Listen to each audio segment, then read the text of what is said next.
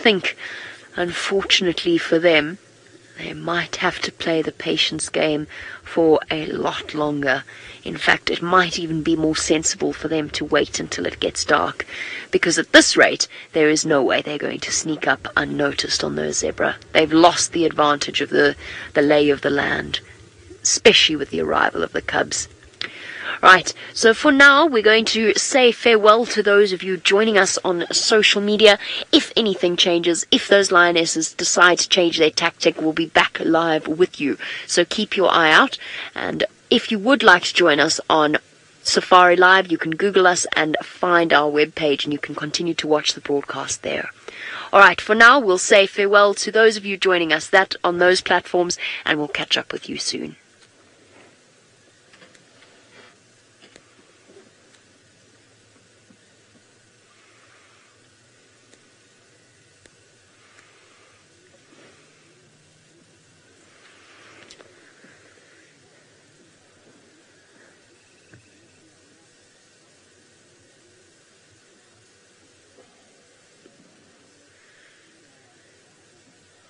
Okay, I'm going to attempt to catch my breath. I'm going to send you across to Byron with a Birmingham boy in a tree.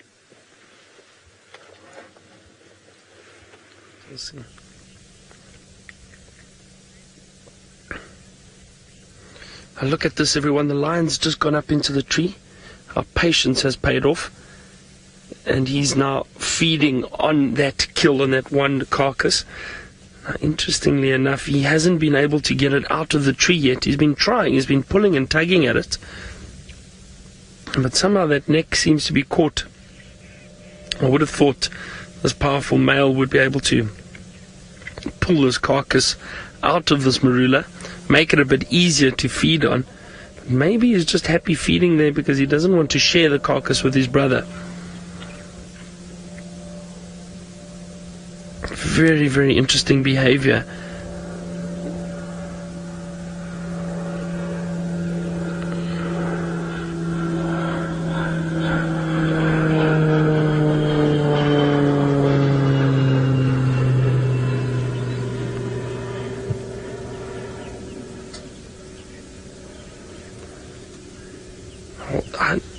You know what, I just find this sighting phenomenal because there's been a lot going on here. So if we think there's firstly a male leopard killed not one but two impala in close proximity, hoisted them into the same tree and managed to feed on the one carcass. This one that this lion's feeding on now, the male leopard didn't really feed on. I think this male lion was the first one to get to it and open it up. Let's see if he... Wow, he's really... It's almost like he's hanging on. There, watch. Oh. Wow, look how powerful he is. He's holding that whole impala carcass now. Let's see, is he going to drop it or try and climb down with it? This is fascinating. Now, what's interesting is the lion has gone up and down the tree on the side closest to us.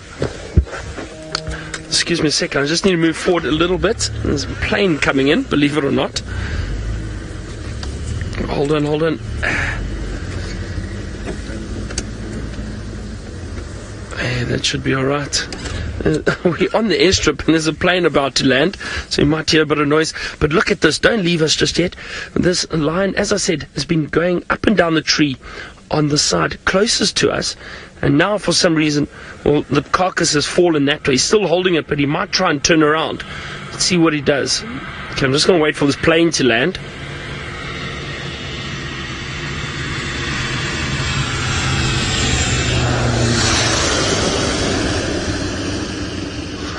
It's amazing. Probably some guests arriving. And what a welcome party. A lion in a tree, big male. But look how powerful he is. He's still just holding on. He doesn't want to let go of that carcass. Where is the other male? Did he move?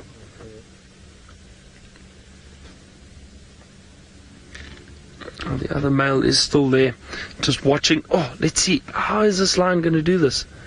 Watch. Oh, look at that. Amazing. So you dropped half of it, and then he's just... but listen to him growling. Listen, everyone. He's growling at the moment, so he dropped it and then just took that leap at the end. But that's quite a drop for this big male lion. That is amazing. Hey, wasn't that incredible? Perfect timing. We sat here, spent time. As I said, and I've said this many, many times before, often people find lions and they're resting and they say, oh, they're flat cats. And you all know I really dislike that term. I really don't like it, because you never know. These animals are wild animals and they will always surprise us. And look at that. It's paid off for us. We had this lion up in the tree, busy feeding, and then brought it down. I was wondering when he was going to do that. And he's growling. He doesn't want to let his brother close to this carcass. It's very interesting. Just going to wait. There's a plane passing us. Might get a little bit noisy.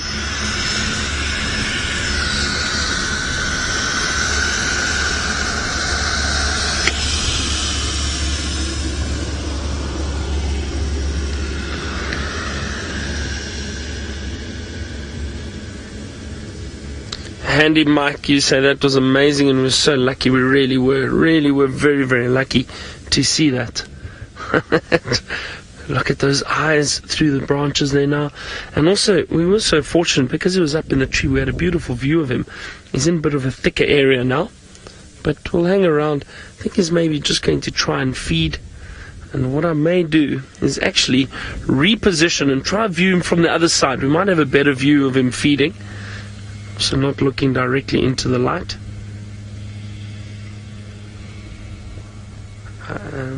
Actually, just let me see. There might be a gap right here. Let me move quickly for us.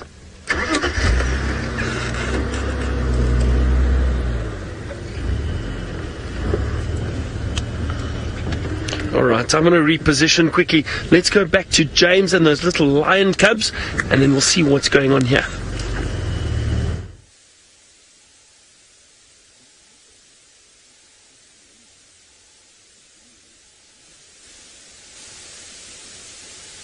There we go. You come to us with slightly distressing noise. Sorry about that. I had my microphone muted because we nearly went live to Facebook by mistake. Seb has very cleverly pointed out that there are only 8 cubs here. Now, if you were watching this morning, you may have noticed one of them going wandering off, and we didn't know what it was doing. Initially, it drew 4 with it, and they went towards the old den site. And then one of them just kept going north on his own. And when we came back here, I'd forgotten about the incident. And we now find ourselves in a situation which is a little distressing. There are 8 cubs here out of 9. Now, we were asked this morning whether or not lionesses quickly pick up on missing cubs and whether they go and find them and whether they stress about that sort of thing. Well, clearly here is the answer. This lot have either not picked up on it, or they picked up on it and they don't really care, and they're just lying here where they have been since this morning.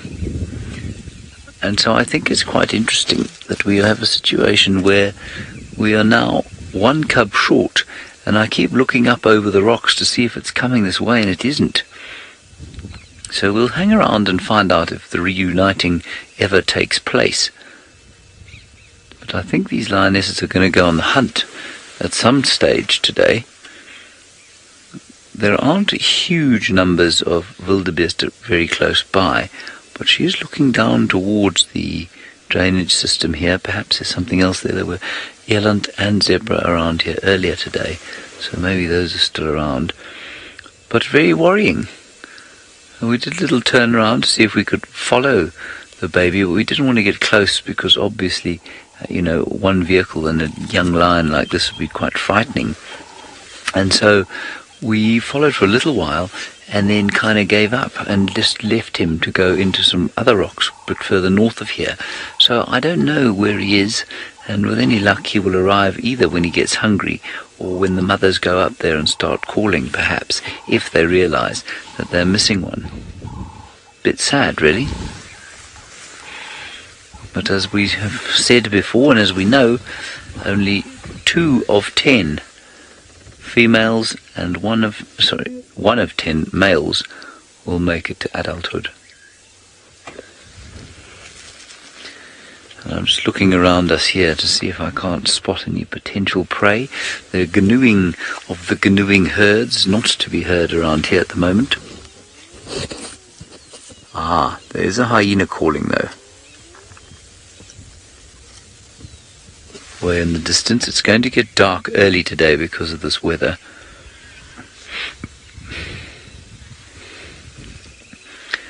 Adele, if you've ever owned a cat, you will know the answer to this question. You say that cubs use their claws when they're play fighting. Absolutely they use their claws when they're play fighting. But they don't tear at each other. They will obviously get hold of each other with their claws, but they don't tear and rip at each other, which they will, of course, when they become vicious huntresses and hunters. Look at that little thing leaning on its mother. Oh, that is just too gorgeous.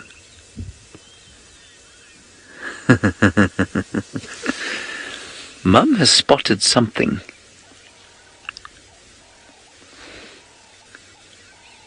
The other two have not. But she is very focused down towards the drainage system here.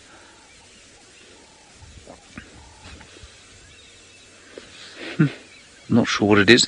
Remember that male was around here somewhere today. I don't know where he went. We didn't follow him. We stayed with these youngsters.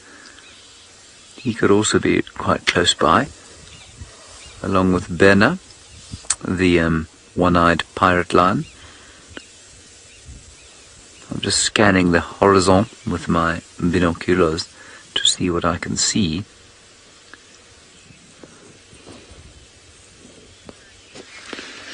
And our Strawhead, wonderful name there on Twitter, thank you, Mr. Strawhead, wondering if I had seen the one-eyed pirate lion whose name is Benna. Let's follow this lioness. I wonder if she hasn't realised that she's missing something. Strawhead, I haven't seen him today. We did see him last night. We had a remarkable interaction when the two males came up towards... well, they came up to the kill that we had yesterday, and they stood by and let the females eat first, and then Benna, the one-eyed pirate lion, didn't feed. The other one came in and ate a little bit very politely next to the females. There was no fighting, there was no chasing of them, and then they kind of lay all together. It was the most remarkable thing I've ever seen. As I said last night, lions not known for their chivalry. Seb, can you see if the female is still moving there? I don't have a visual from there. I'm reticent to drive off this rock in case we lose signal. Did she go behind that? Yeah, she went behind the bush. Let's just have a look. We might have the odd little flash of black screen. I'm sorry about that.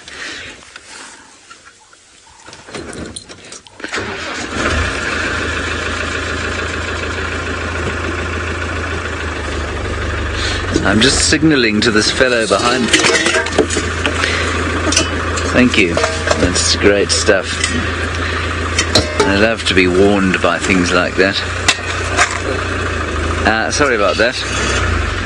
This fellow in front of us is he's managed to start his car. He was stuck for some. Oh well. Not lucky with our coffee, eh? Not lucky with our coffee at all. One of these flasks came off the car yesterday and took a bit of a roll behind, but seems to be unaffected. It didn't hit my camera. Okay, let me just move away. The lioness has stopped. She's on the termite mound. She's not doing anything now. She might have just moved there to get a slightly better vantage of potential things to eat as the evening starts to come towards us.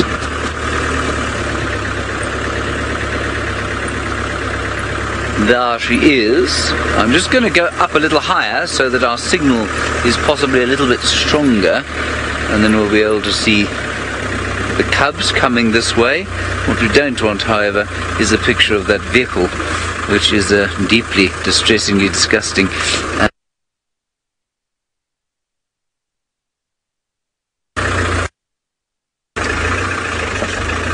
Sorry, I know you did lose picture there. Is that alright for now?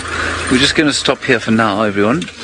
I think the rest of them will come this way. I hope they will. But there is a vehicle there that is makes my deeply aged Opel Astra look like something of a youth.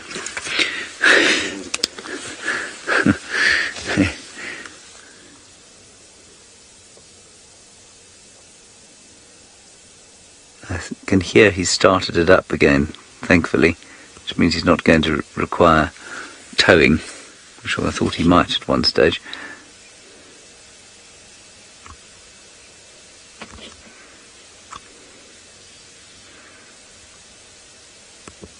The sky has all sorts of interesting colours now, as this little lion goes off exploring, and this is how they get lost, you see.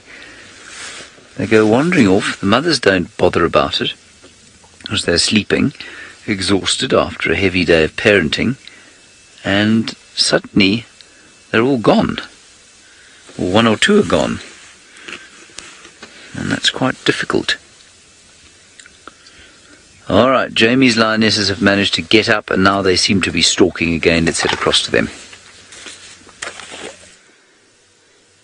They are indeed stalking again. There's the lioness on the left of your screen. She's using the dip in the landscape to sneak up closer on the zebra. She's moving around towards the sort of far left of them, and I think her intention is to chase them down towards the rest of the pride. The rest of the pride, of course, hamstrung by the presence of the cubs. But one lioness is more than capable of taking on an adult zebra. It'll be a tough fight, but she could do it on her own. There's also some topi in the background, as you can see. Look at that. It's fascinating. Oh, there, she's got her eye on a zebra that's quite close. I can no longer see her clearly to gauge the exact distance. But she's moving quickly.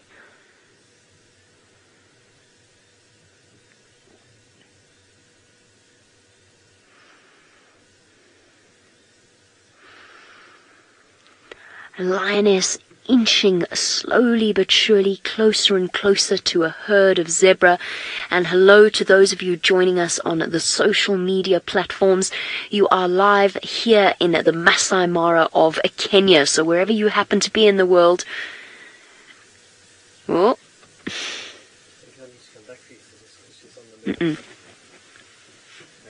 No.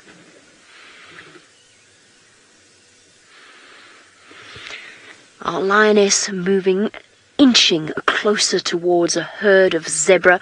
Hello and welcome to those of you joining us on social media platforms.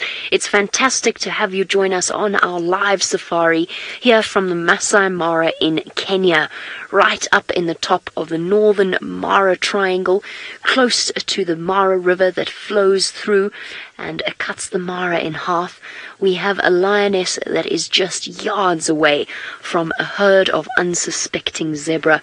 Not just one lioness, but 4 lionesses on the move. We're going to stick with this one. She is the one that is closest, but this lioness is planning an ambush. Now remember, all of this is happening right here, right now in Kenya. So wherever you happen to be in the world, you can actually send us through your questions and comments as the scenario plays out. She's ducked behind a termite mound. It's difficult for us to see her, but we're going to stay exactly where we are because at any moment now she could pop out. Those are the closest zebra to her. They're probably about 20 yards away now. When is she going to make her move? I'm just checking to see the other lionesses, keeping an eye on what she's doing, but we're going to stay with her. Where is she going to go? When is she going to pop out? Remember, she's using the landscape, using the dip in the drainage line to keep herself secret. And we're very, very close to Olololo Gate, which is why you can see a person there. Obviously, you did see the person there. We're very, very close to the gate, which is where there is a ranger station. And, of course, the camera does make things seem much closer than they appear. Where'd she go? She's vanished. She's vanished. It's as if she's decided that our anticipation levels weren't high enough, and now she's made it hard to see her. Where are you, girl? I think she's ducked down in that long grass behind that termite mound, and she's just waiting for her opportunity. The zebra's still completely unaware.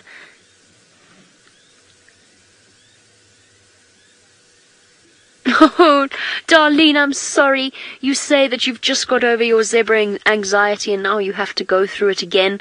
I know exactly what you mean. It's always this tug-of-war of emotions. There she is, she popped out. Well done, Fergus.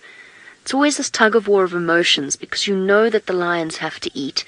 And no matter who you are, you have to admire the strength and the skill that they display and the way that they plan out their movements and the way that they plan out where they're going to go and how they're going to work together as a team. But yes, absolutely, at the same time, you find yourself sympathizing or empathizing even with the zebra. Each one has got exactly the same level of survival instinct. None of them want to become the lioness's next meal. But she's got cubs to feed, and I imagine that she doesn't go through any kind of crisis of conscience, her instinct driving her forward.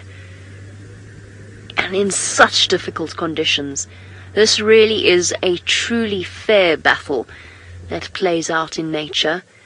She's got to use every inch of her skill.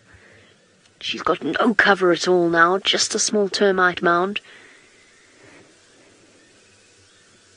Cubs to think of. Look at that, you can see how she's coiled now. She's really belly crawling right down on the ground. She's got to keep herself so flat. Oh, look at that cautious movement just to get herself over that little rise. One leg at a time. She's now so flat. This is as low as she can get.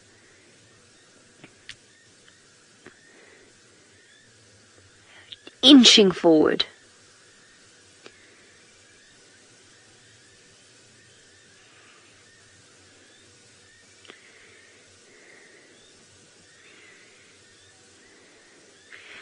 Look at this absolutely incredible crawl on her belly. So much strength goes into that movement. She's controlling somewhere in the region of around about 120 kilograms of weight. That's over 240 pounds. First her front paws, then her back paws. Closer and closer, closing that distance inch by inch. She can't afford to launch herself forward now. If the zebra spot her, it's all over. She's not close enough yet to go forward. There she goes, just a little bit more. And there goes the back legs, one at a time. This is such a balance of skill and timing. Everything about this has to be so precise now. Her options are waning. Her timing's got to be perfect. And if the zebra just turn and follow the rest of the herd, that will be it. She won't be able to catch them. So everything is dependent on both her skill, the skill of the other lionesses that are supporting her, and at the same time, just a little bit of luck as well. Miss Parker, the zebra and the lionesses are relatively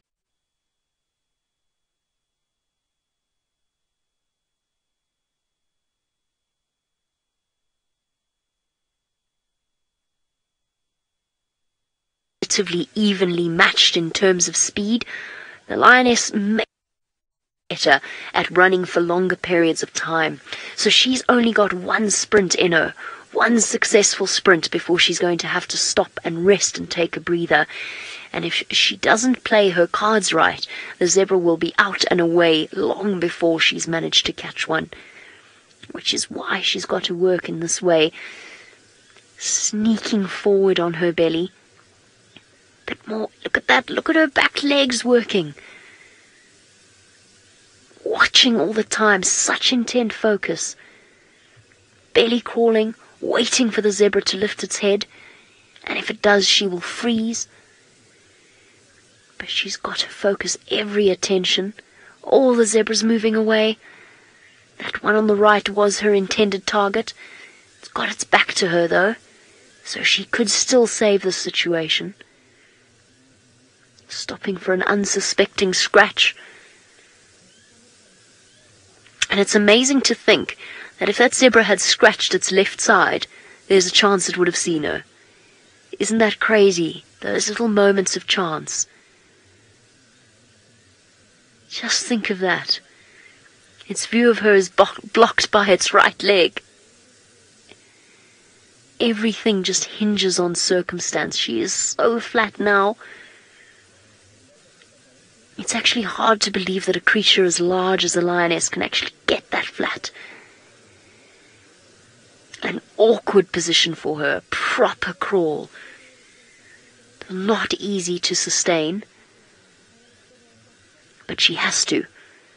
Otherwise she will fail herself, her pride, and the cubs as well.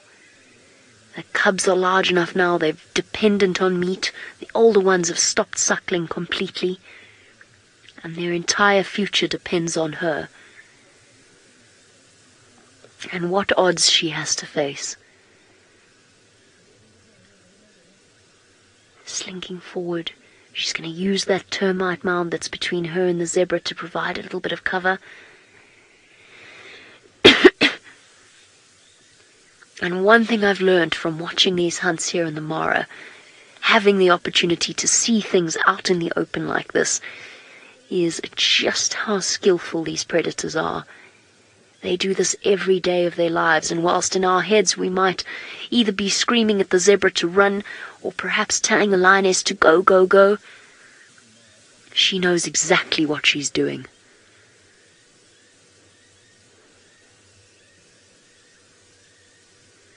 Closer and closer, inch by inch. Just the sound of the crickets and the frogs. Remember, the ground is soggy, which is going to change things as well. It's been raining here in the Mara for the past 3 days heavily, so everything is muddy. That's going to slow her down, but even more so it's going to slow the zebras down. And her whole body is beautifully designed for this exact purpose. The structure of her paws, the way that her toes can spread to help balance her weight, the looseness of the joints in her hips to help her maintain this position. Everything about her, her sense of smell, her sense of hearing, her eyesight, gauging the exact distance between her and the zebra.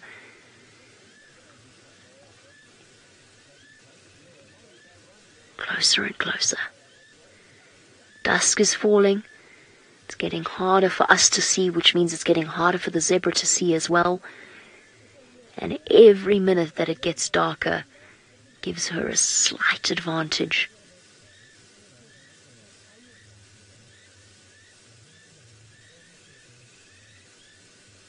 Such small movements, such an incredible show of patience. She knows that if she messes this up, it's going to take hours until the next opportunity presents itself.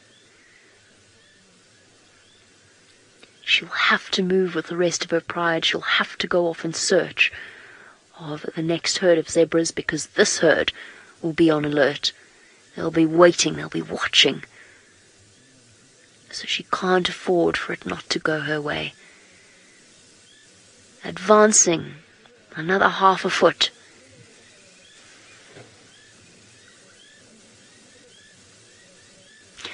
Peyton, you say this is beyond tense. It is, isn't it? Especially when you... Oh, look how she's dropped her head as soon as that zebra lifted its head. Especially when you think about the odds stacked in the zebra's favor, actually. Most lion hunts will not be successful. She's looking across to the right. That is where the rest of the pride are. Now, I don't know at this point exactly where the other lionesses are. I can no longer see. It has started to get quite dark, so I can't see where the other lionesses are. I don't know what their movements are. They could be planning an ambush. They could be sneaking up behind the zebra. She's got that termite mound to hide her now. Oh, that one zebra going back towards the rest of the herd. As soon as they move just a little bit away from her, the whole thing becomes more difficult and she's going to have to start from scratch. Her belly must be scraping against the wet grass. You can barely even see her ears. Perfect control. Imagine what must be going through her mind right about now. What is she calculating? What is she thinking? Is she considering all the options? Is she thinking at all? Or is it pure instinct? Aaron, you want to know how do lionesses... Oh, there goes the one zebra. How do lionesses make hunting strategies with other lionesses? It's a combination of instinct and the pure bond between the lionesses or between the male lions. So it's not unique to lionesses, although I find that it's very, very clear with lionesses. They spend all their time together, closely bonded, related to each other, and instinct, and of course a little bit of practice as well, because of course they grow up in a pride. They go hunting from a young age with the pride, even if they're not really wanted by the older lionesses, and all of that moves together to create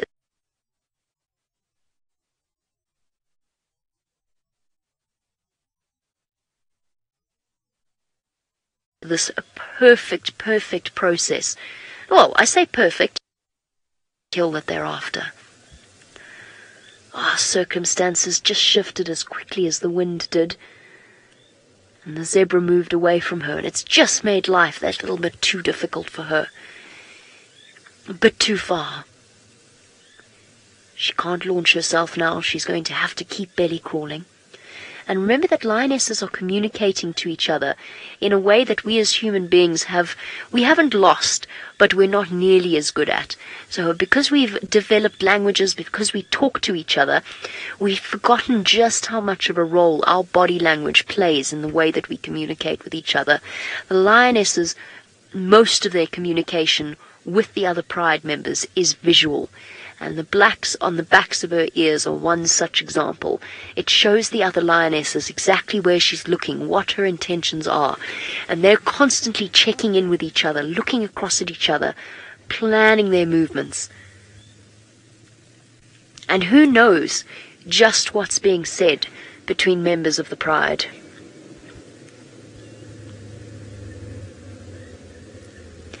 Dennis in Canada, I have to chuckle.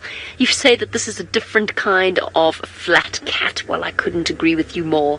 And typically we're used to talking about flat cats when the lions are fast asleep, which is of course what they do naturally as for most of the day. Fast asleep, flat cat. This is indeed an entirely different kind of flat cat. I'm actually quite impressed at just how flat she really is.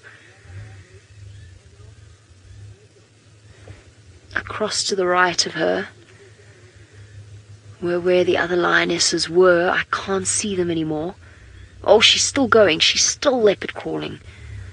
Amazing dedication from this lioness.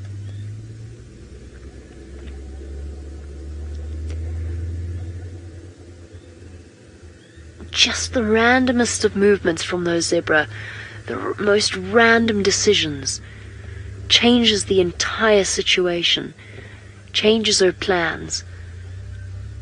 She's constantly having to shift her attention, change her approach, change the angle. And now moving across the top of the ridge, she still doesn't have the proper advantage of the terrain. The grass is so short here. And just like that, she's going to have to start again.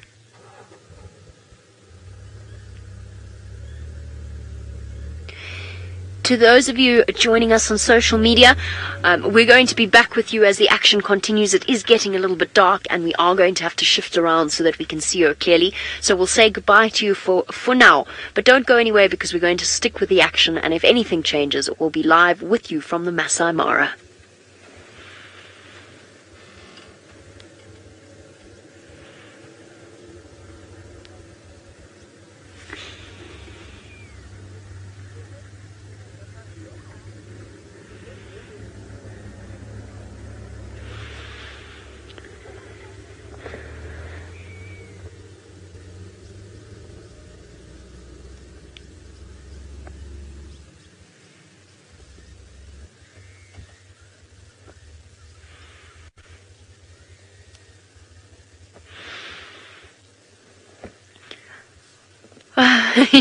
She's moving forward again.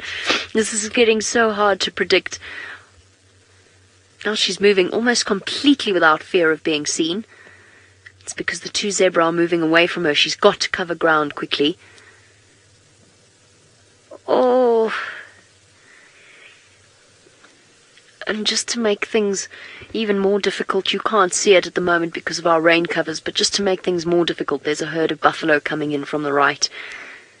Oh, zebra's behind, cantering around. Oh, she's moving forward again.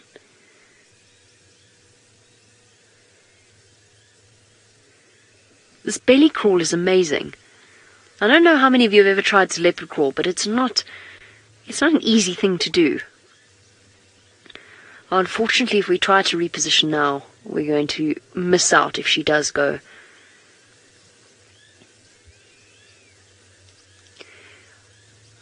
Okay, quickly over to Byron. We'll be back soon.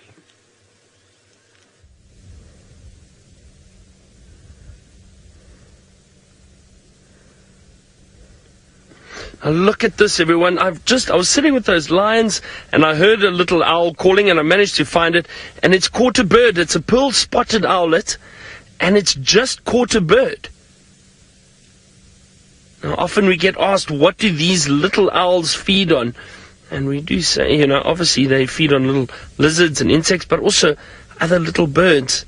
Now, I'm not sure what little bird it is that it caught, but it's picking the feathers. Isn't that wonderful? What a surprise.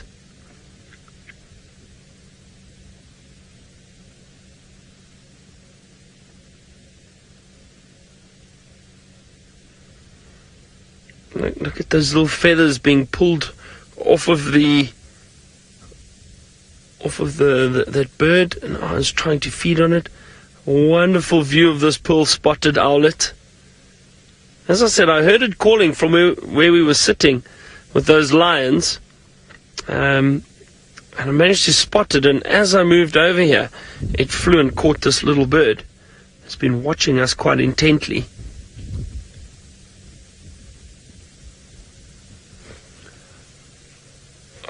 Quickly, we're going to go across to Jamie. I think that lioness might be hunting. Let's go have a look. She was. She went too soon. She flew forward completely unexpectedly, and that's it. That's it. That's hunt done. The two male zebra that she was targeting have now dashed off. She's still trying to keep herself flat and hidden, but I think that's the moment gone. That was so unexpected. She just decided to go for it, threw caution to the winds, and off she went. I'm sorry, girl. You didn't really have much choice, did you? At that point, it was either go for it or lose them, because there's no way she could have crept closer. I don't even know where they went now. They cantered off down the ridge, and they're gone. But the others haven't realized. Oh, they're there. Hold on. Did they see her properly? Are they really that blasé? That a lion came bursting out of the grass next to them and they didn't run away? How does that work? Have we got the two slowest zebra in the Mara in terms of catching on to things? Hey, you two, a lioness just ran at you. They kind of spooked and kind of ran 30 yards. What on earth was that about? Did they run further? It's just getting so difficult to tell now that the gloom is descending. Unfortunately, this is as close as we can get. Right, your guess is as good as mine as to how that works. I promise you she just bolted at them and then stopped and went flat, and they panicked a little bit. Maybe they didn't see her, maybe they only heard her. And I suppose they get used to small antelope and the like running around close to them. Maybe they just dismissed it. I did not expect the zebra to be so close to her. I thought they'd be long gone. I thought they'd be halfway to Tanzania by now.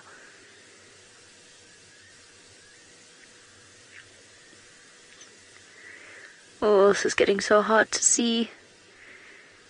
It's going to be really tricky soon. She's so far away. I wonder where the other lionesses are.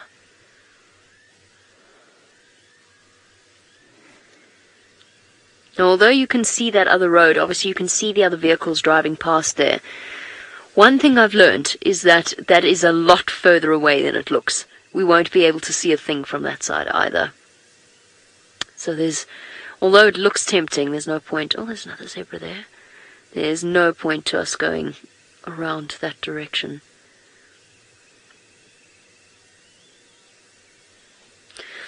This is truly surreal. I can't believe that the zebra are still standing there, but I'm not going to move an inch. I'm going to sit and watch this play out as much as we can. Let's go back to Byron and his owl.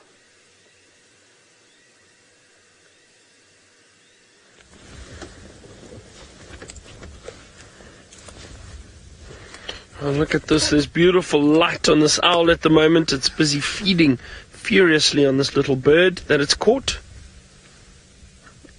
I wonder if I don't try and move a little bit. Now, when it's bending down, we've got a nice view, but as soon as it sits up, its face disappears behind those branches. Can I try and move for you a little bit, Viam? Let me just do this.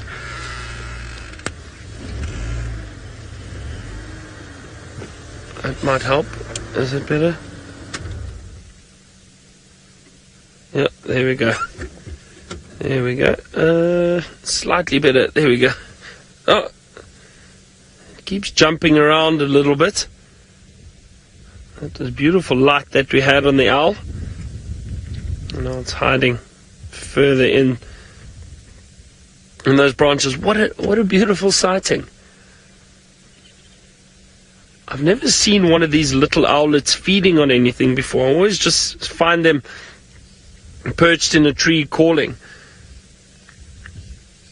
And it just caught that bird. It literally just caught it because I was watching it for a while with the lions, while we were sitting with the lions, and then thought, let me come a bit closer to show you. And then as I did, it flew into the tree, or deeper into the tree, and caught a little bird.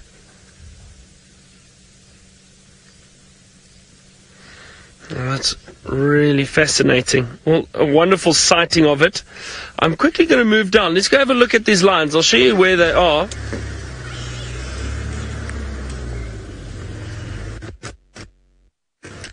Why is that owl not sleeping now? Now, these little owlets are often diurnal, so they can be active during the day. They will move around at night or fly around at night and be active at night, but they are aware during the day and they will hunt during the day. Now, let's have a look. Speaking of hunting, or rather feeding, let's have a look at these lions now. Now, the two males are still here. Just the one male looks like he's still feeding on the kill. He has not let the other one come and feed.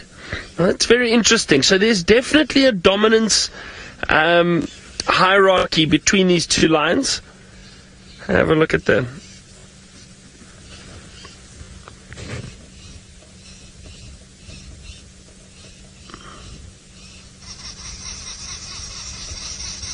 Just listening to some birds calling here. Sorry. There's arrow-marked babblers. And I don't know if they're fighting or if they saw something. I think the red-billed buffalo weavers are mating, and the arrow-marked babblers are getting a bit upset with them. That was interesting. There we go. There are those weavers. Yeah, there they go. They're mating. That's what they're doing. That's exciting, the Aramark babblers. It's all happening here. All right. I'm going to sit with these lions for a few more minutes, but let's head across to James and find out how his drive is going this afternoon. Well, I have very good news for you, and that is that, well, it's semi-good news. We found the cub. To be more accurate, I drove past a rock and Sebastian found the cub. The missing one, it has not been returned here. It disappeared back into the little hidey hole that had been in the whole day, obviously, and it has not reunited. It is about, I'm going to say, let's say 300 meters or so from here. And so I'm hoping that eventually one of these lionesses will cotton on to the fact that she's missing a child and will then go and look for them. Either that or will go past that rock on their way hunting tonight. Now, I don't know if they're going to hunt tonight. That's why we're sitting here, and we have been sitting here for so long, because they hunted so beautifully and so easily last night, and they don't look very full tonight. So I wonder if they won't go and have another go at the wildebeest. She keeps spotting things. I'm not sure what she's looking at. It's over the top of my head here, unless it is my head, which I hope it isn't. Don't think so. Let's just look down there. We're almost into infrared time, everybody. So it's going to go from, well, I'm not going to say glorious technicolor with cloud cover like this, but from dim, muted, dull tones to black and white fairly soon. I don't know what she's looking at. Her head is definitely up and looking around, and the other one is, I think they're listening actually. There were some jackals calling. There's a lion calling way in the distance. I can hear a lion. Okay, I'm going to have to go infrared. Okay, we're going to go infrared now, everybody.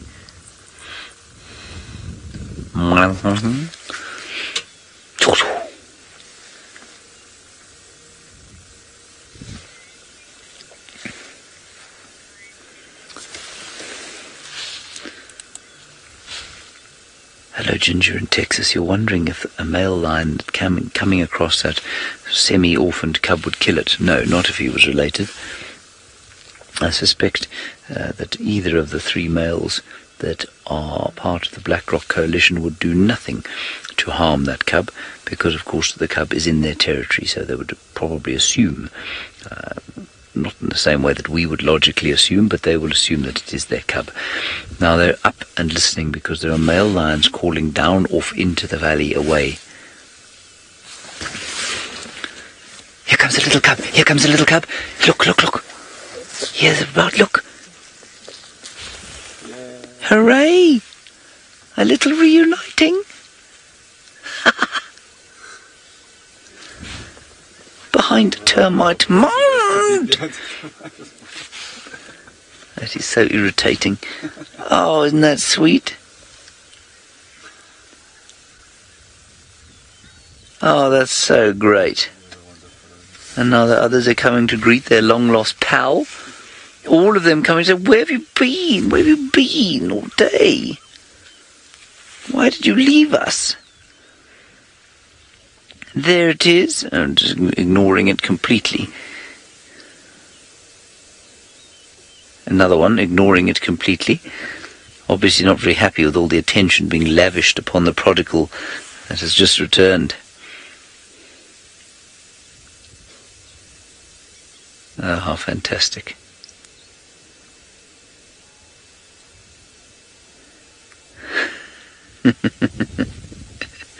Hooray! That is wonderful, isn't that great? It makes you feel like all is right with the world. Well, almost. Umkar, you want us to do another cub count. Umkar, a cub count at this time of the night is not easy given the blackness of the light. 1, 2, 3, 1, 2, 3, 4, 5. Yeah, there are only 5. 4 are missing now.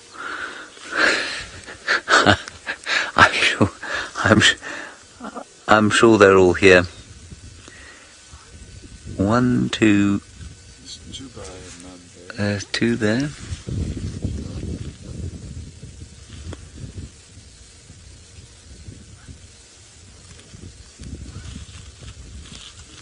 Yeah, maybe 7 missing now. Seb, I think there are only 2 here. I can only see 2. I'm sure they're all here. I'm afraid it's impossible to do a count now. Well, they're all going down now. Let's go from the right now, Seb. So I'm on the one So you go to the right a little bit. Right, let's go from there. Okay, so we got on the rock. Yeah. 1, 2, 3, 4, 5. 5, yeah. Okay, go left before they run there. 6, 7, 8, 9. There we go. Sweet. 9 cubs.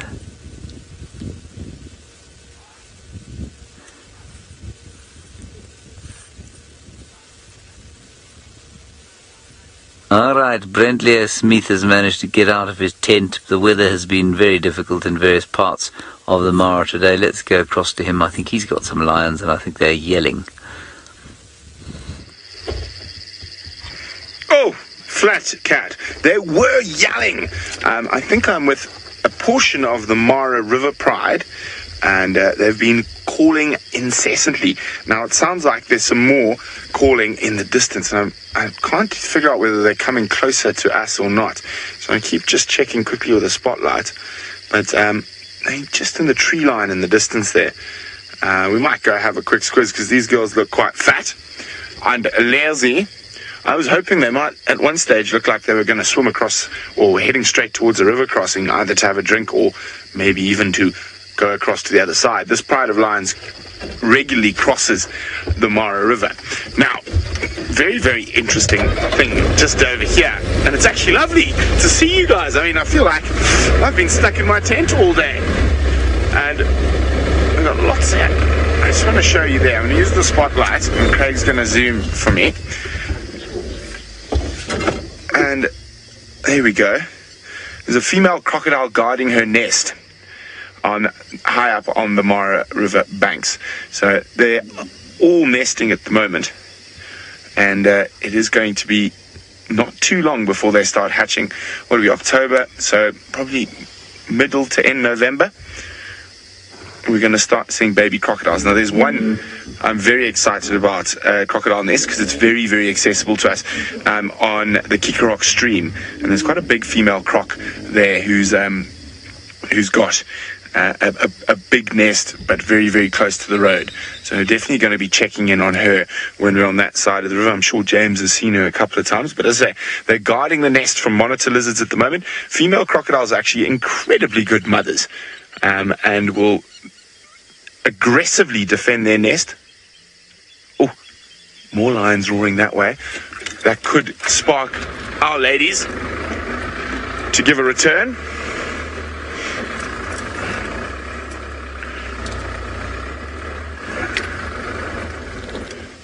Karen says she'd love to see some baby crocodiles. Me too. They make the most wonderful little sounds. Ow! Ow! Ow! Ow! Okay, ladies, you don't want to roar back at that other lion. Could that be a lion from a different pride? I wonder if Jamie's lions are listening to the slot. We're probably about 3 or 4 kilometers from Jamie. See how intently they're listening. Oh, after the rain, the sounds are just so incredible. We've got Egyptian goose, hippos, lions, frogs, bugs.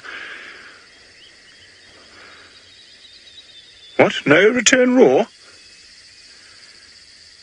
How disappointing, ladies. Oh. So I've seen 6 lionesses together in this pride before, and we've only got 3 here. One is particularly fat, the other's not so much. What are you looking at down this side? No, can't see anything just yet. So what actually happened, it was quite funny.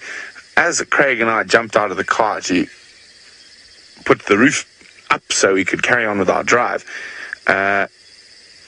the lion started roaring right up about 100 meters from us, and I looked behind us, and I could just see a single lioness watching us as we took down the covers. Now, of course, it was still light when we did that, so we weren't in any danger.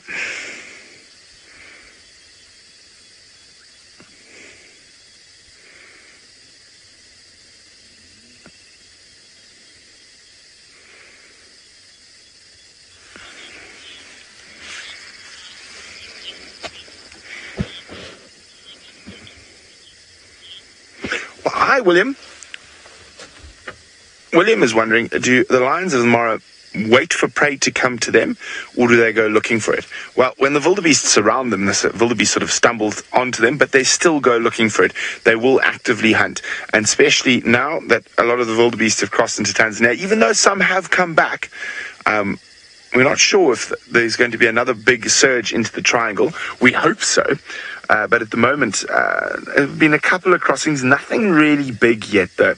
So not the sort of over 10,000 or so yet, just a couple of hundred have crossed, or a couple of thousands maybe. So the lions down south will probably be a bit happier. But no, they will have to actively search for prey at the moment. Well, it seems like the big cats are abounding on this evening safari.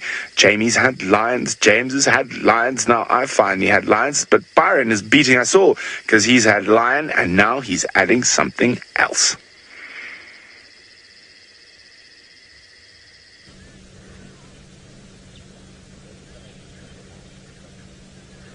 Look at this, everyone. This is quite interesting. Somebody has decided to return to this area. I'll just have a look. We're waiting patiently. He's going to pop out behind the bush. It's a beautiful big male leopard, and it looks like it's Tingana, that big male who killed those two impala that those lions are feeding on now. Here he comes. Oh, look at that. I wonder if he's just going to invest too far from where those kills are.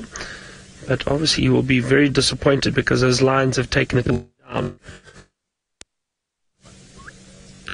Oh, look at him. Scent marking.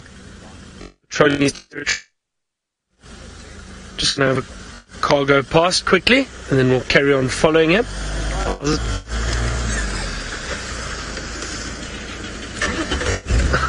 And this male leopard's moving very close to camp at the moment.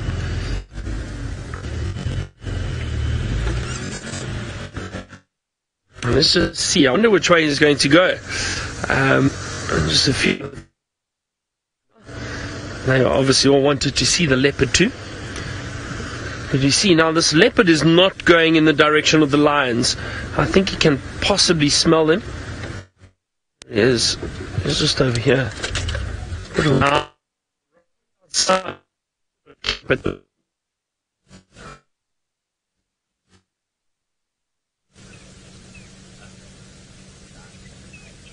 it's very interesting. It's amazing how this leopard is not afraid of the camp. Let me move forward for us a little bit there. Let's go around this way and get a nice view of his face, perhaps.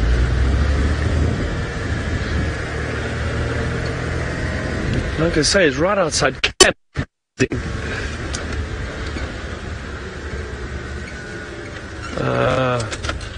James Richard, you were saying now all we need is a last minute leopard on Djuma. Oh, now James, we can't be too greedy, can we? Look at that. Oh, there's a beautiful view of him. Wow. It's magnificent. Now I've got lots of leopard stories for everyone. I just took guests down to the south of the Sabi Sands last week, and we had amazing leopard sightings. But just seeing this big, beautiful male just reminded me of a leopard we saw, and I know a lot of you ask about him regularly, the Anderson male. And I was lucky. Our first afternoon, we found the Anderson male, and he was mating with the female down on Londolozi, the Nanga female. And he really is a big leopard. I mean, Tingana is big, but I don't think he compares to the size of that Anderson male. Now, I'm just curious. It seems like this leopard has moved away from those lions. He possibly had a look. I mean, their eyesight is very good. He possibly saw that his kills were no longer in the tree, so he realized they'd been taken by those lions, and now he's moving away. I wonder if he's going to move down towards the dam, or which way he's going to go. Let's just wait patiently. He's gone behind that mound at the moment. Let's just see. I wonder which way he's going to go. It's also a bit of noise from the camp. Obviously, the people and that around here. So I think that would disturb him most likely. I don't think he'd be too happy about that. Where is he? Oh, there he is. There he is. He's just at the base of the tree. There he is. See, he's looking around, still very, very careful and cautious. He knows they're lions. But look, his belly's still very full. Not too sure what tree that is. Yeah. A lot of you are saying it's amazing to see how big this male leopard is. And he really is. Beautiful dewlap. But I do think, and I'm sure that Anderson male must be the largest male leopard in the Sabi sands at the moment. Here's a huge male leopard. Very, very big. Let's just see where this male is heading. Well, if he keeps going this way, is he going to go into camp? Wow, that's amazing. He's moving straight through the camp. Again, this is just a reminder to everyone, when you do come out on safari, don't forget, always be careful when you're walking around the camp, especially at night. Don't walk by yourself. Most of the camps have got security or guides that just walk you to your room, to and from your room, because the animals do pass straight through the camp, like this big male leopard. But I think he's just taking a shortcut down towards the river. The river, I keep saying river. You see, I've been guiding where there has been a river. I think he's heading to the dam, everyone, to Chitwa Dam.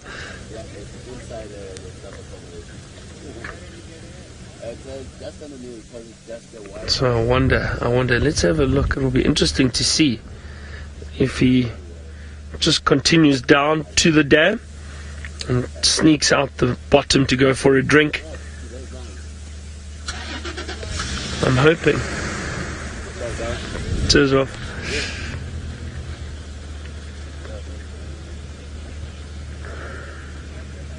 Now, Denise, you're asking if this male leopard would ever attack humans because they're so close by.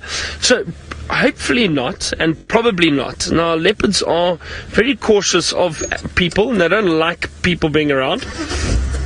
They try to avoid people at the best of times. However, if he felt threatened, if he was cornered, or people were making a noise, or something, or he was injured perhaps, that's often when leopards can attack people, and they do feel threatened, and they will act aggressively.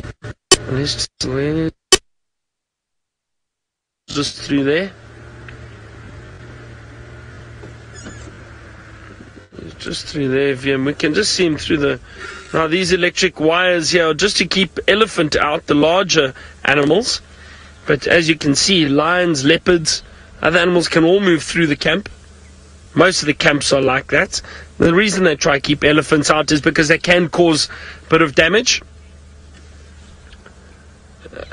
But the other animals can move through. This is very exciting. What an amazing afternoon. I'm going to sit with this leopard, see if he goes down to drink. If he does, you can come back and join us. Let's go across to James and see what his lions are doing. So you're going to wait for him to go and have a drink at the bar? Sounds like he's heading in for his favourite single malt Scotch whisky. Fine leopard like Tingana, that's exactly what he's doing, I'm sure. The cubs and lioness have just gone behind that bush, unfortunately. Other lionesses are on that termite mound, waiting patiently, either to go hunting or to go to sleep. It's quite interesting, this. They don't look full to me, and they did eat a wildebeest yesterday, but they're still not full. And yesterday, I wonder what inspired them to go off so soon. I think it was possibly the proximity of that herd to them. They could hear them canoeing away in the distance. They can definitely hear some canoeing here, but not sufficient and not close enough perhaps for them to be excited enough to get up and go hunting. They can hear other lions calling though, which is why they keep looking that way.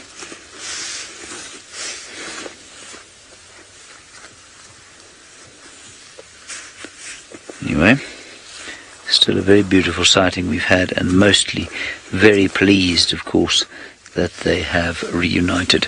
Okay, we can't see the cubs properly now. It's completely dark, but I didn't want to move from here because of our small signal problems, but I think I'm going to do it anyway. Let's just move a little bit. Oh, hang on. Let's stay here, sorry.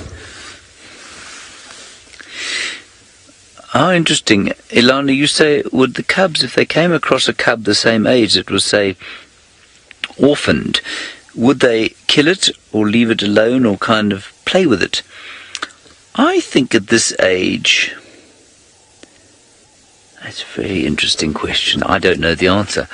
I would think at this age, because they haven't reached adolescence yet, I think that their hormones are such that they would not be particularly territorial or protective of each other. And that means that I think that, I think that they would probably just play with it and it would join them. Whether the mothers would accept it or not, it's highly unlikely. I've not heard of an orphaned lion cub being adopted by another pride. That's normally because a lioness wouldn't come across cubs from another pride. But it would be very interesting to see if you dropped an orphaned lion cub here and suddenly 9 went to 10, whether these lionesses would A, notice, and B, whether the cubs would react differently. That would be fascinating to see, Ilana. That's a really good question. And I'm sorry I can't give you a better answer, but I'm just not sure. Another lion calling now, male lion calling. That's why she's up and listening. Let's see if she calls. 2 groups calling now, one to the far south, one to the southeast.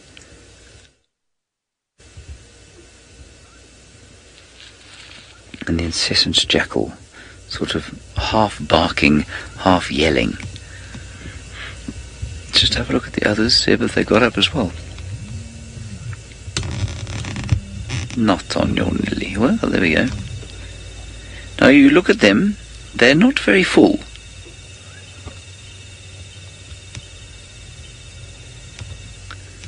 This might turn into a little bit of a hunting party, which would be very exciting, wouldn't it? Walking straight towards us. I, of course, can't see anything but the screen. And all the cubs on the and rock. all the cubs sitting on the rock. Might be coming this way, might not. They're all walking behind us now, the lionesses. 2 little cubs following. All the rest now slowly following as well. No obvious sign given to them at all.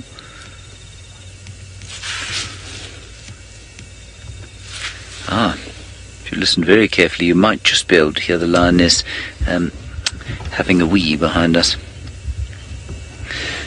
Porter, you're wondering how many lionesses will stay with the cubs when they go hunting? None.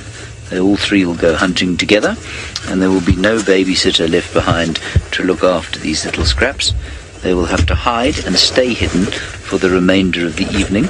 I'm just going to let them walk behind us before I move the car, because it's just a little awkward to start moving with them so close.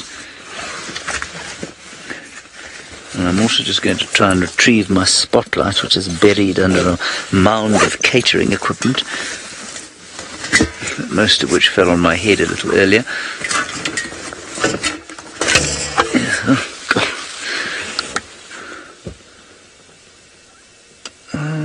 I think the lionesses have lain down right behind us. Yeah, I can't see them that side. Let me just shift these a little forward and have a look. See? We'll pull the lights on so as not to run anything over. like a lion or a rock. That didn't work very well. We ran over a rock. Just have a look to the left there.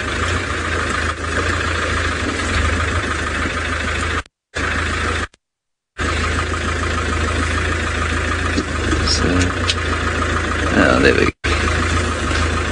So they didn't go very far at all. That's fairly typical.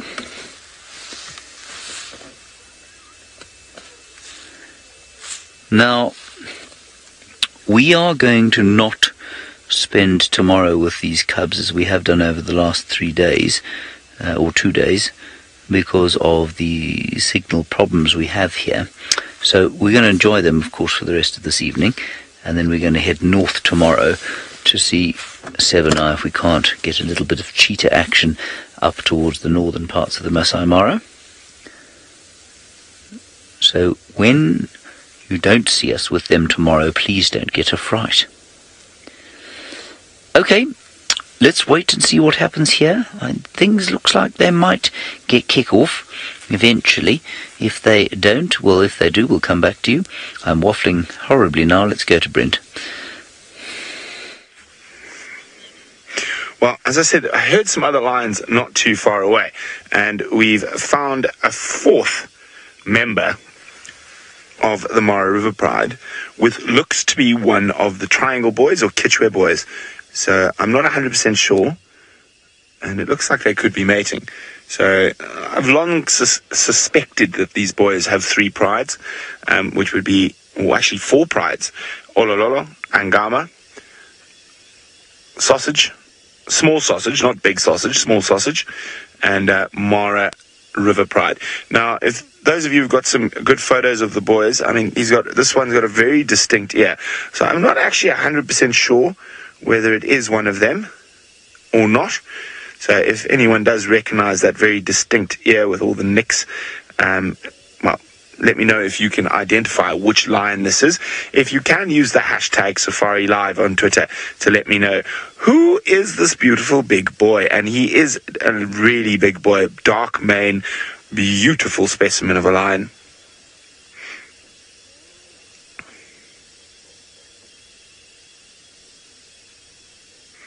Now, I'm sitting here in the hope that they kick off roaring again in not too long.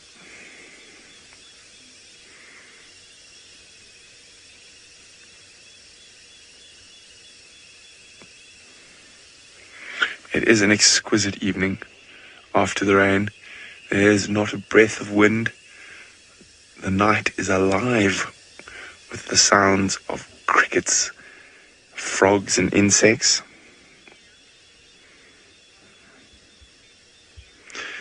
Gremlin's General says he is an old warrior. Indeed he is. He has been around for quite some time. And imagine the stories that he could tell us.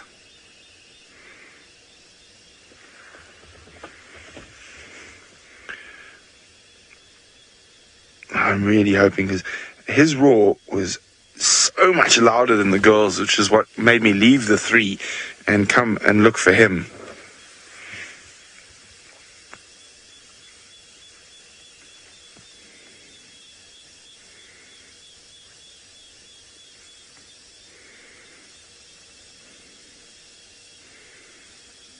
Oh, the head's up a bit.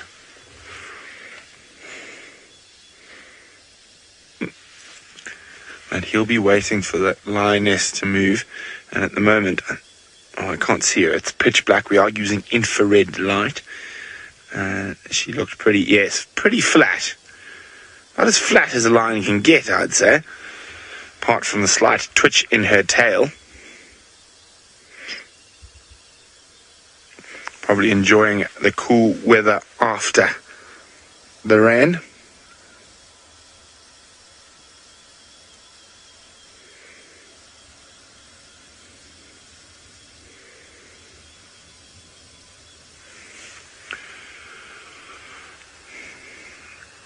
It is very, very special to be the only people with this incredible nocturnal access to the Mara beautiful. You can see the insect life that's exploding after the rains.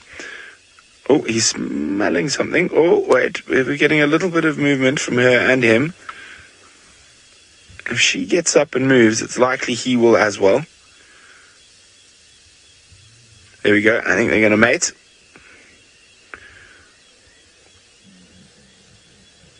No, not behind the bush, you silly critters.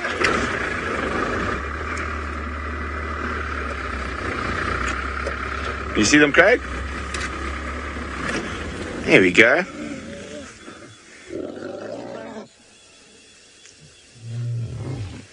Oh, that sound.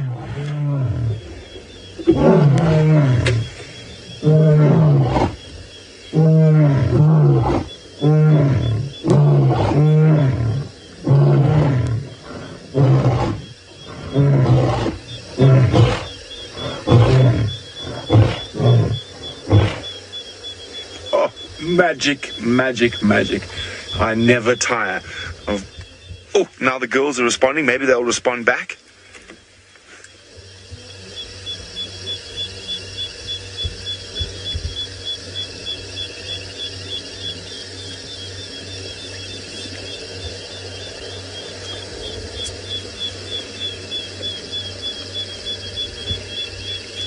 Nope, the girls have finished there. There we go. That sound just goes straight through you, especially when there's that bit of aggression at the end of the mating. And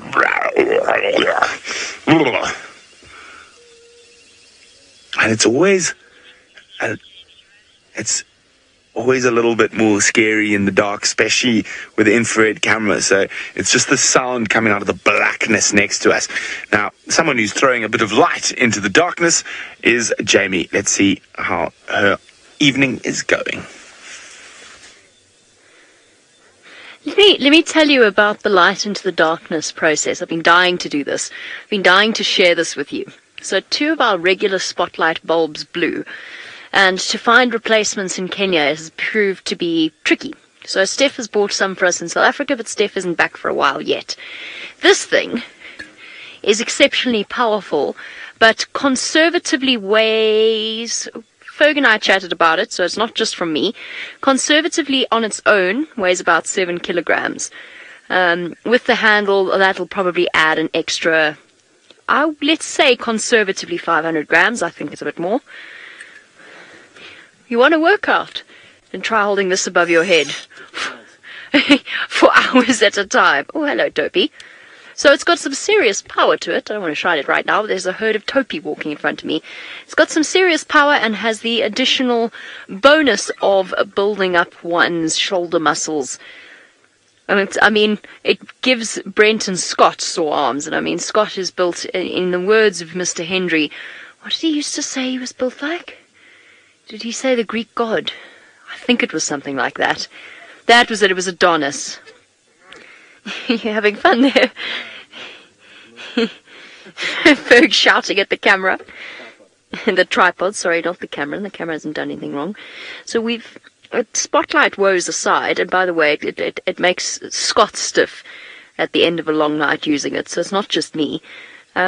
We've arrived at where the lions were, or at least on the other side of where the lions were. They were on the wrong side of the ridge. They were right in the middle. So... I don't think we can see them from where we are, but I've just moved back towards the zebra that they were hunting in the hope that perhaps we might find out whether or not they succeed. The topi are moving not quite in their direction. I don't know. Now, of course, whilst the rest of us must vainly struggle with the weight of the spotlight, I am sure that Byron across in South Africa would have no difficulty with it at all.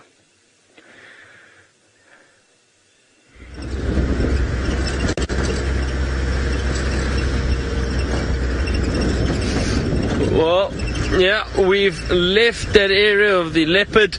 We had no sign of him. I think he disappeared into that camp somewhere, and he didn't come out. So maybe he just lay down there.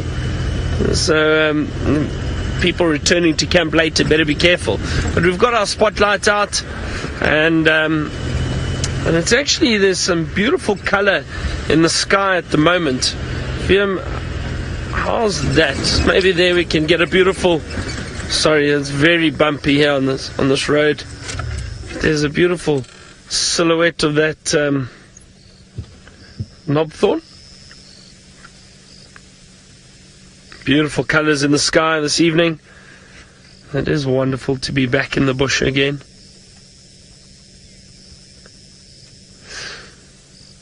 So I think there was so much going on this afternoon in terms of those lions and, that owl and then the leopard. Now, just a quick wrap up, I think, of what actually happened there. So, for those of you who didn't see yesterday, I'm sure most of you did, but Tingana made 2 kills the other day. He killed 2 impala and hoisted them both in the same marula. Now, that is interesting and unusual. However, leopards will do it, and I think what happened is that night we had that big storm here. That's when he probably hunted. It's ideal conditions for lions and leopards to hunt, and I saw that a week ago down on Londolozi too. There was a young female leopard, almost 2 years old. She made 3 impala kills, also during a stormy night, and also within about 100 meters of each other. 2 she hoisted into one tree, and another one she hoisted into another tree.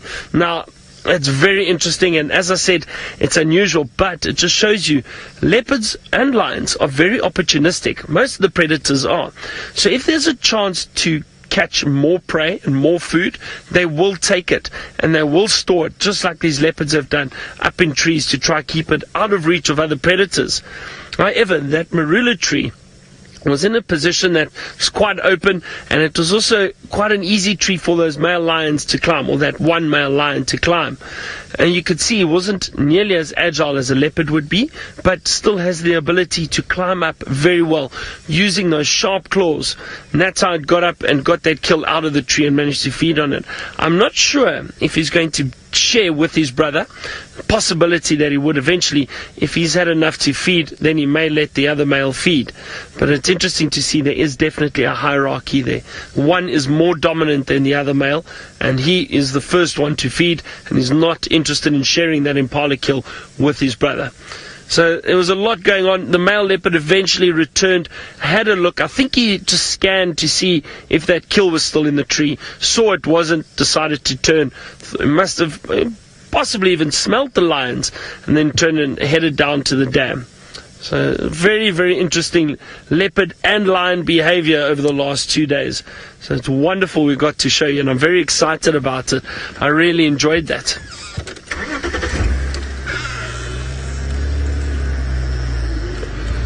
Alright, so I'm going to use the spotlight and see if we can find something else. Let's go back to my dear friend James and find out what his lions are up to. We are not going to use a spotlight to find anything. This is because we are in infrared, and we've also got our FLIR thermal camera out. And we actually had a really interesting question this morning. And I'm going to ask Seb just to...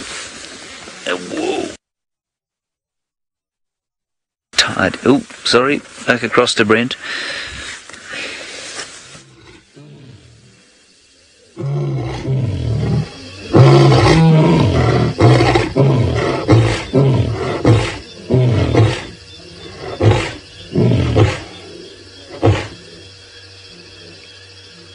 You tell everyone, mister.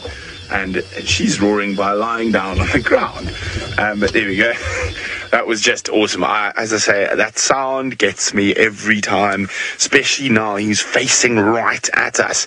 The vibrations just... He is a very big lion.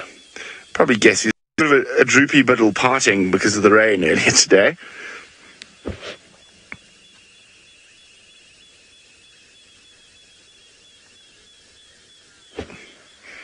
Oh, and yeah, a lot of you say that it was amazing. Yeah, it is amazing. It's an unbelievable experience to have a male lion roar at you. Chilling. Hey, would you like me to move a little bit?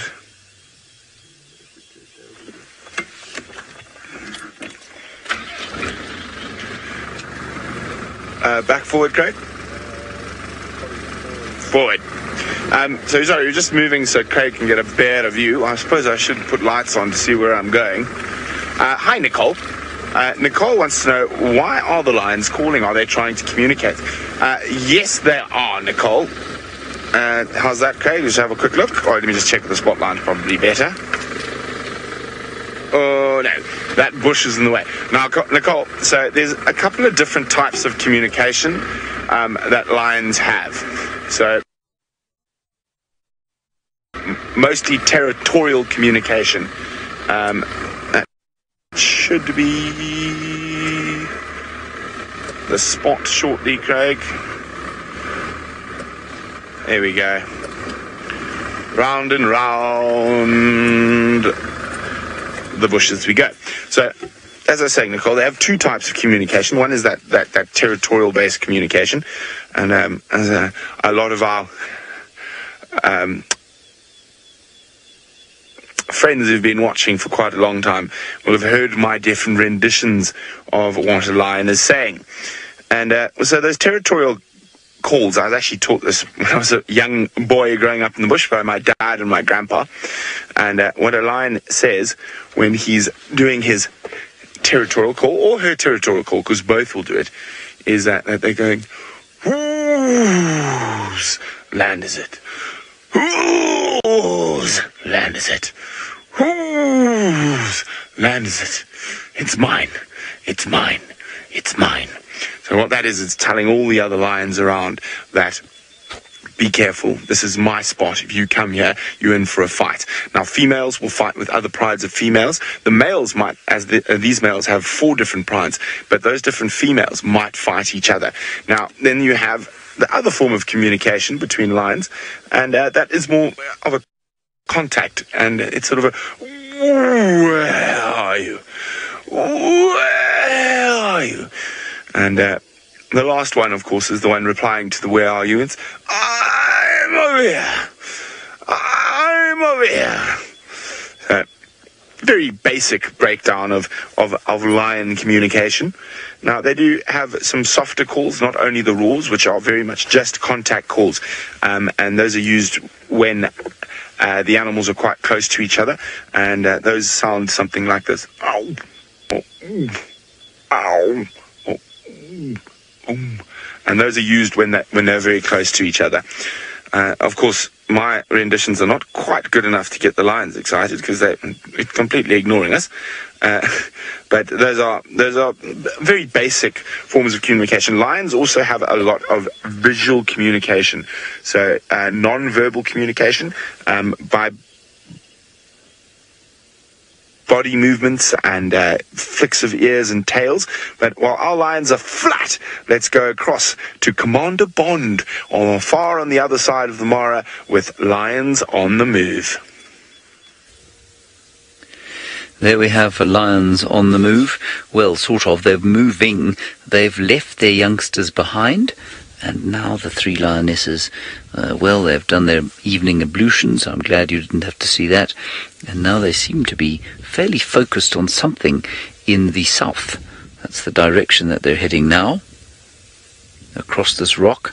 I can't go forward, I'm afraid, because you're going to lose the picture, and that will be something of a disaster. I can't see the other 2, only that one. Let's just wait here and see if she doesn't pop out the other side of that rock there.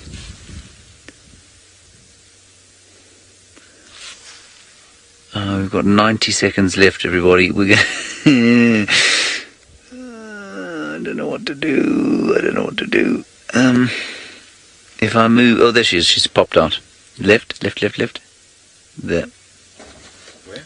Where are you looking? Sorry. Are we looking at the... Yeah, you go. Well done. I can't see where Seb's looking. I'm looking with a thermal camera. Phew. What relief.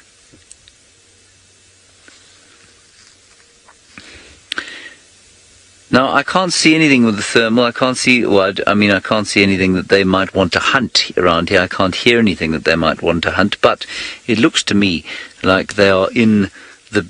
sort of in the market for a meal this evening. And so, although we're about to end the show in just 32 seconds, what you will find is that we will go live again on Facebook, Periscope, various other social media platforms that are beyond my comprehension if these lions go hunting. And so now I must say thank you to all of you for joining us. We will be with you again at 05:30 Central African Time, 06:30 East African Time tomorrow morning. Until then, stay safe and happy wherever you find yourself in the world. Good night.